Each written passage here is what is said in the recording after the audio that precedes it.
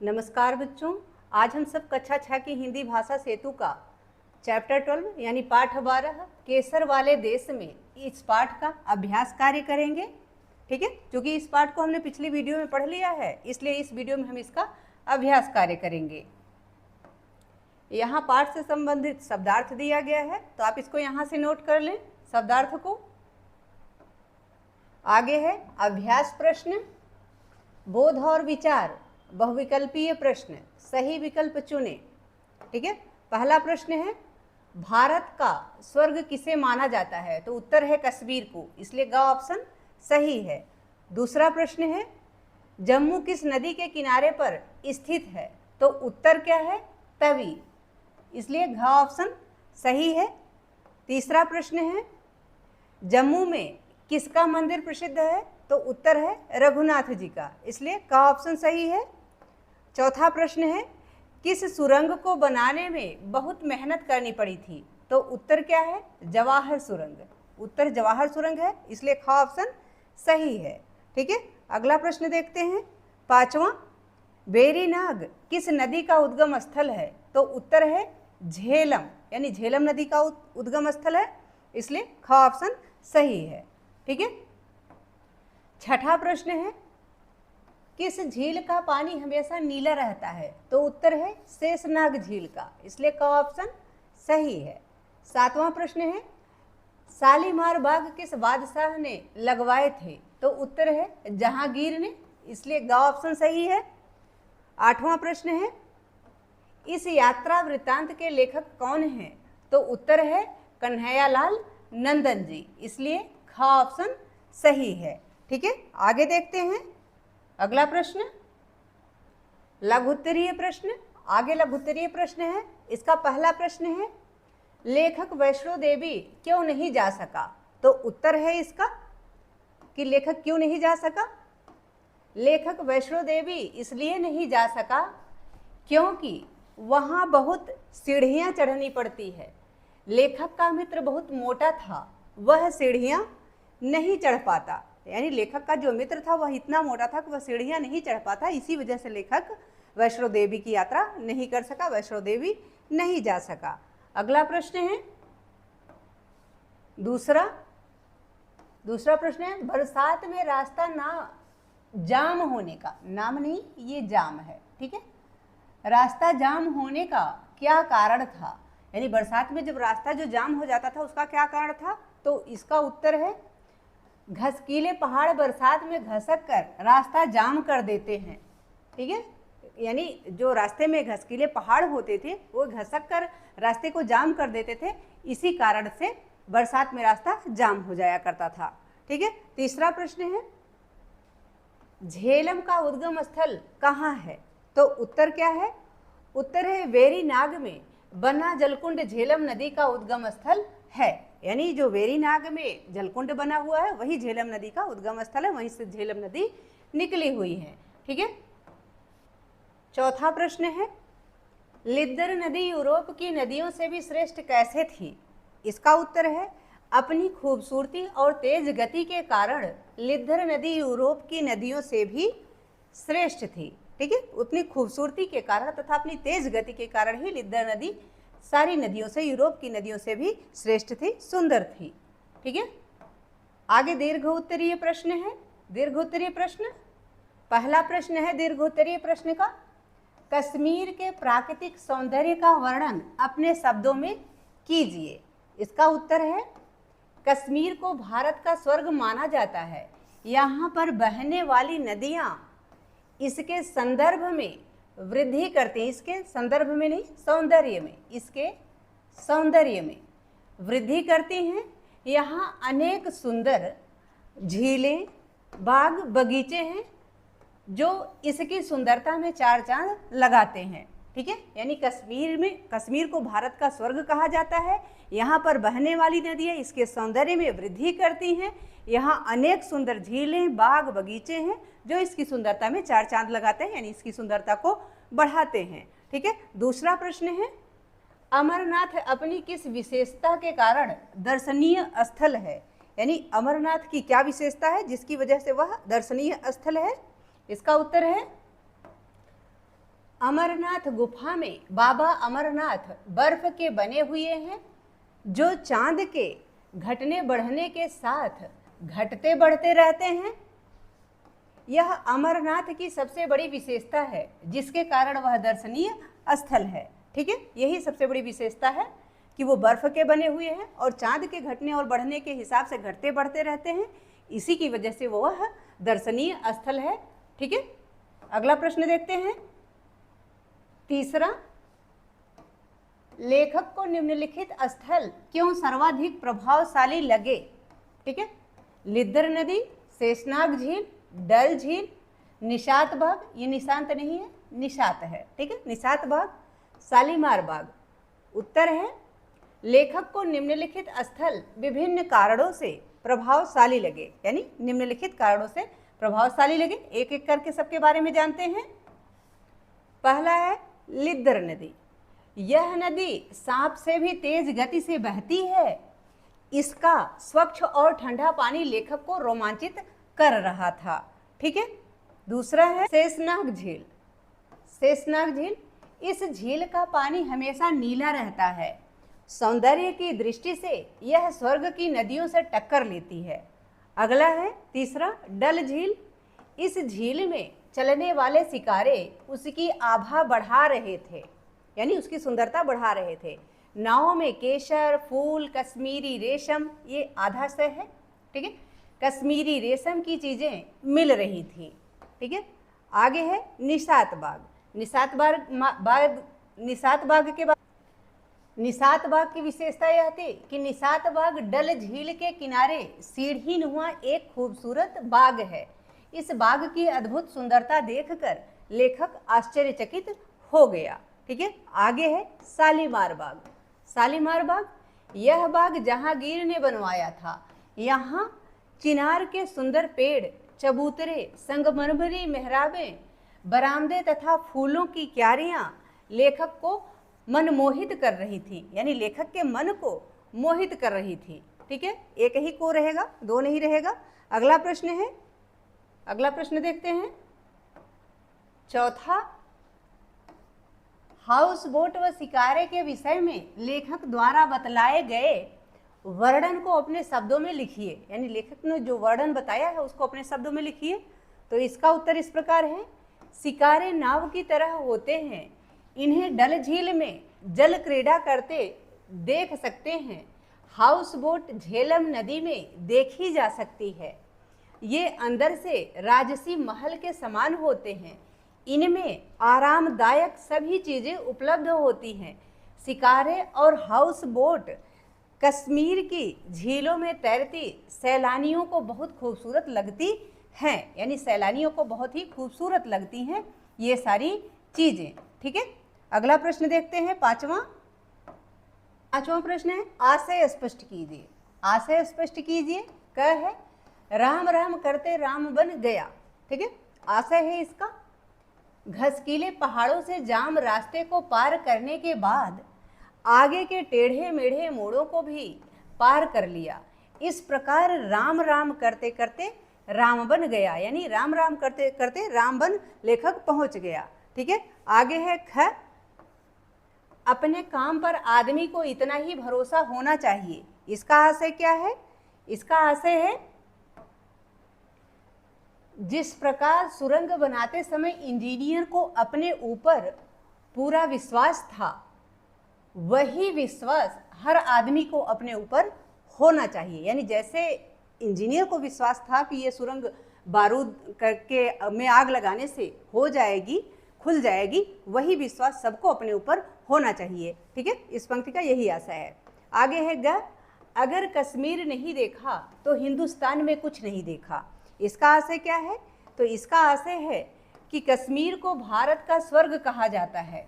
भारत में इसके सौंदर्य के आगे सभी न गढ़े हैं, यानी सबकी गणना नहीं की जा सकती। यानी जो गणना कश्मीर की है, जो स्थान कश्मीर का है देश में सुंदरता की दृष्टि से, वह किसी और राज्य का नहीं है। ठीक है, इसीलिए कश्मीर को भारत का स्वर्ग कहा जाता है। यानी कश्मीर में जाने वाले सब यही कहते हैं कि उनको स्वर्ग में आने की अनुभूति होती है, उनको बहुत अच्छा लगता है, बहुत आनंदित होते हैं कश्मीर पहुंच करके। ठीक है, आगे है आगे भाषा बोधन है। भाषा बोधन में कहा गया है, प्रश्न एक है, निम्नलिखित शब्दों का उच्चारण करते हुए उनके अंतर को समझिए। यानी जो शब्द आपको यहाँ दिए गए हैं, इनको पढ़ते हुए इनके जो अंतर हैं उसको आप समझिए, उनको समझने का प्रयास कीजिए। ठीक है, जैसे पढ़ना, पढ़ना यानी गले पढ़ना। मान लीजिए कि कोई ज़बरदस्ती आपसे गले लग रहा है तो उसको पढ़ना कहते हैं कि गले पढ़ना। पढ़ना यानी रीडिंग करना, जैसे आपने पुस्तक पढ़ी। सड़क यानी रोड। चढ़ाई यानी ऊंची चढ़ाई, जब आप ऊंचाई पर चढ़ते हैं तो उसको चढ़ाई कहते हैं। जड़ा जैसे सितारों जड़ा, मान लीजिए आपने कोई साड़ी या सूट लिया जिसमें बहुत सारे सितारे लगे हुए हैं, स्टोन्स लगे हुए हैं। टेढ़ा, टेढ़ा का अर्थ होता है टेढ़ा मेढ़ा, यानी दाएं बाएं जो मोड़ होता है उसको टेढ़ा कहते हैं। पहाड़, पहाड़ यानी माउंटेन, ऊंचाई का स्थान। डेढ़, डेढ़ का अर्थ होता है 1.5, जैसे आपको किसी ने लड्डू दिया तो एक लड्डू दिया और आधा दिया तो क्या हो गया, आपको 1.5 लड्डू मिला। ढंग, ढंग यानी तरीका, जैसे किसी के पढ़ाने का तरीका कुछ और है और किसी को समझने का तरीका ज़्यादा अच्छा है, किसी को पढ़ाने का तरीका ज़्यादा अच्छा है, इस तरीके से। बिगड़ा यानी खराब, बिगड़ा हुआ, जैसे जब आप जा रहे थे तो पहाड़ बहुत खूबसूरत लग रहे थे, लेकिन जब वो बरसात में घिसक गए तो आपने उसका बिगड़ा हुआ रूप देखा, यानी उसका गलत स्वरूप देखा। ठीक है, आगे आपसे कहा गया है कीड़ा और ढ़, यानी ढ़ तथा ढ़ के उच्चारण के अंतर को समझिए। ढ़ के उच्चारण में जीभ मूर्धा को छूती है, किंतु ढ़ के उच्चारण में वायु अधिक मात्रा में निकलती है। इन ध्वनियों को मूर्धन्य ध्वनियाँ कहते हैं।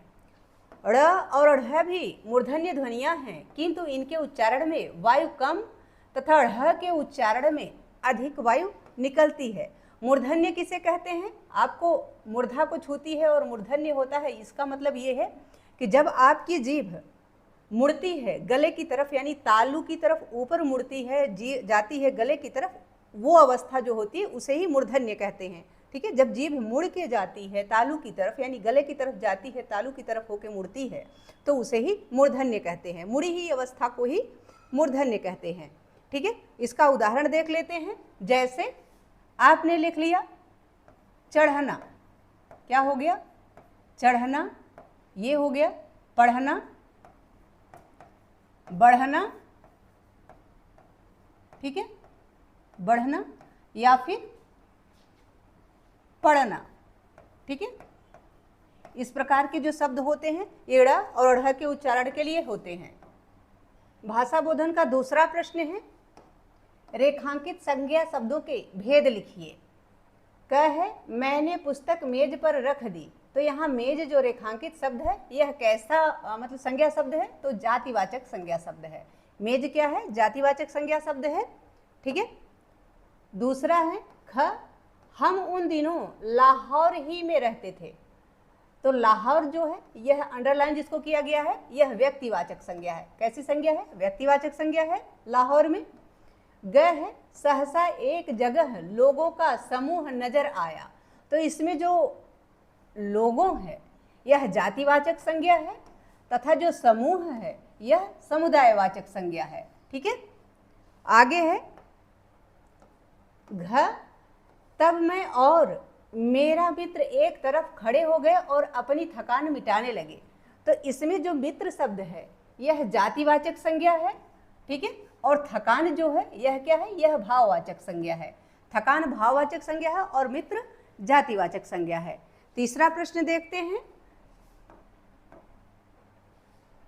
तीसरा प्रश्न है, निम्नलिखित वाक्य पढ़िए। क, विदुला वहां टहलती थी, तो वहां को ध्यान से देखिएगा। ख, वह कल टहलने आएगी। ग है विदुला बगीचे में धीरे धीरे टहलती है। घ है वह अकेली ही टहलती है। आगे आपसे कहा गया है कि उपर्युक्त वाक्यों में रेखांकित शब्द टहलना क्रिया की विशेषता बताते हैं, यानी जिन शब्दों में रेखा खींची गई है ये आपको टहलना क्रिया की विशेषता बता रहे हैं। निम्नलिखित वाक्यों में क्रिया विशेषण अव्यय चुनकर लिखिए, यानी जो वाक्य नीचे लिखे गए हैं इनमें आपको क्रिया विशेषण अव्यय चुनकर लिखना है। जैसे क है वहाँ सब खबरें अपने आप पहुँचती हैं, इसमें क्रिया विशेषण क्या है, वहाँ, क्या है, वहाँ। ठीक है, ख है मैं अखबार कभी नहीं पढ़ता, तो इसमें जो क्रिया विशेषण शब्द है वह क्या है, कभी। ठीक है, ग है तुम भी मेरा अनुकरण करो, तो इसमें जो क्रिया विशेषण है वह क्या है? भी। क्या है? भी। घ है हमें रात में जल्दी सोने की आदत है, तो इसमें क्रिया विशेषण क्या है? जल्दी। क्या है? जल्दी। ठीक है, अगला प्रश्न देखते हैं। चौथा प्रश्न है, निम्नलिखित तालिका पढ़िए। तो आप इस तालिका को पढ़िए। अ स्तंभ, ब स्तंभ। अ स्तंभ में शब्द भेद है, शब्द है। शब्द भेद संज्ञा, सर्वनाम, विशेषण। शब्द है लड़का जो कि पुल्लिंग है, वह पुल्लिंग है, बूढ़ा पुल्लिंग है। स्त्रीलिंग में देखिए, ब स्तंभ में स्त्रीलिंग का रूप लड़की, वह, बूढ़ी। यह लड़की क्या है? संज्ञा है। वह, यह भी सर्वनाम है, लड़की का ही स्त्रीलिंग का। और बूढ़ी यह विशेषण है स्त्रीलिंग का। ठीक है, बहुवचन देखिए, लड़के, वे, बूढ़े। कारक प्रयोग करने के बाद देखिए, लड़के को, उसको, बूढ़े को। ठीक है, आपको आगे बताया गया है कि ब स्तंभ में परिवर्तित शब्द हैं। जिन शब्दों में लिंग, वचन और कारक के अनुसार रूपांतर होता है उन्हें विकारी शब्द कहते हैं। यानी जिसमें परिवर्तन होता है उसे विकारी शब्द कहते हैं। ऐसे शब्दों के अंतर्गत संज्ञा, सर्वनाम, विशेषण और क्रिया का समावेश होता है। उदाहरण पढ़कर वाक्य परिवर्तन कीजिए। यानी जो आपको यहाँ उदाहरण दिया गया है इसको पढ़िए और इसी के अनुसार आप भी वाक्य परिवर्तन कीजिए, वाक्य को परिवर्तित कीजिए। ठीक है, देखते हैं उदाहरण। वह बेचारा थोड़ा थुलथुला था। तो यहाँ उदाहरण दिया गया है कि वे बेचारे थोड़े थुलथुले थे। इस प्रकार से क है, यह पहाड़ था बड़ा घसकीला।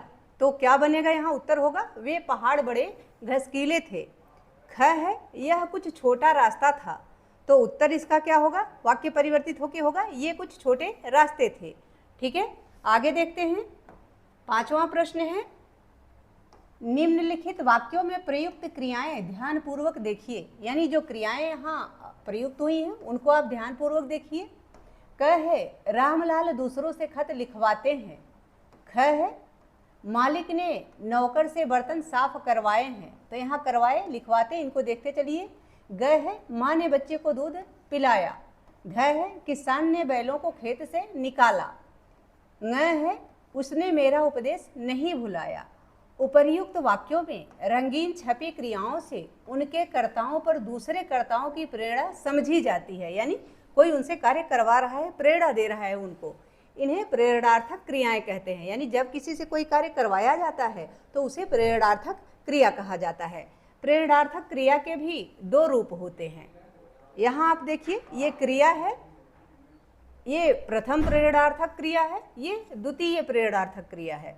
जैसे बनना, तो प्रथम प्रेरणार्थक हुआ बनाना।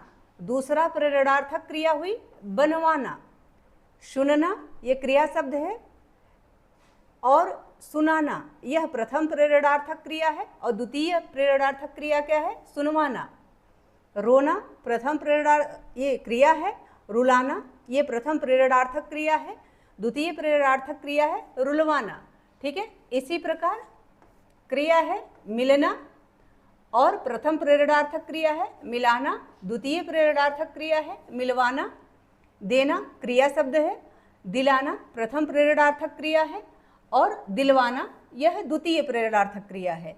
पीना प्रथम प्रेरणार्थक क्रिया है। पिलाना, पीना क्रिया शब्द है, और पिलाना प्रथम प्रेरणार्थक क्रिया शब्द है, और पिलवाना यह द्वितीय प्रेरणार्थक क्रिया है।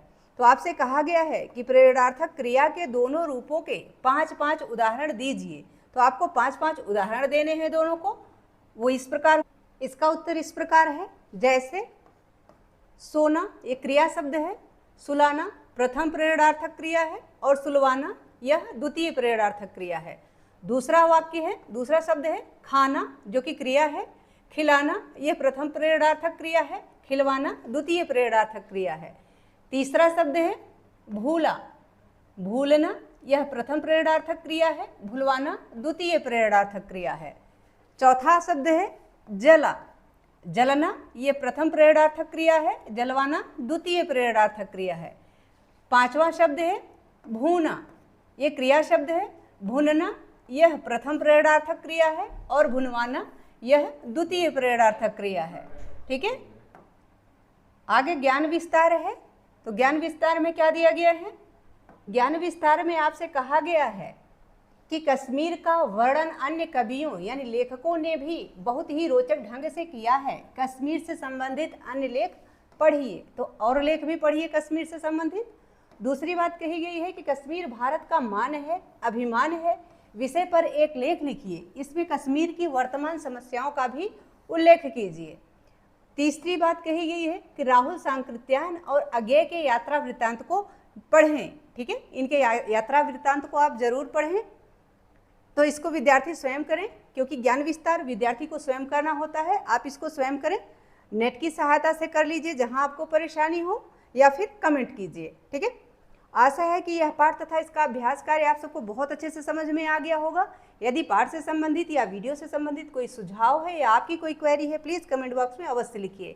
वीडियो पसंद आए तो इसको लाइक करें, शेयर करें, चैनल पर नए हैं तो प्लीज़ इसे सब्सक्राइब अवश्य करें। बहुत बहुत धन्यवाद।